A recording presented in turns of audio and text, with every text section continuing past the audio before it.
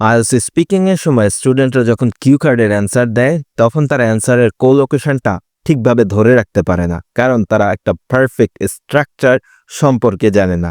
আজকে আমরা সেই স্ট্রাকচারটা নিয়ে কথা বলবো, যাতে করে স্টুডেন্টরা ইন ফিউচারে যখন আইএলটিএস কিউ কার্ডের অ্যান্সার ডেলিভার করবে তখন যেন তারা খুব ভালো একটা মার্ক পায়। ফার্স্ট তারা ইন্ট্রোডাকশন বলবে। ইন্ট্রোডাকশনটা ওভারঅল তাদের আইডিয়ার উপর বলবে, যেইখানে তারা মেইন টপিকটাকে তুলে ধরবে। সেকেন্ড, তারা ডিটেলস বলবে। ডিটেলস বলার সময় তারা জাস্ট ডাব্লিউএইচ কোশ্চেনগুলোকে ফলো করবে। ডাব্লিউএইচ কোশ্চেন কারা? হু, হোয়াট, এরা। থার্ড, তারা পার্সোনাল অপিনিয়ন এবং এক্সাম্পল তুলে ধরবে।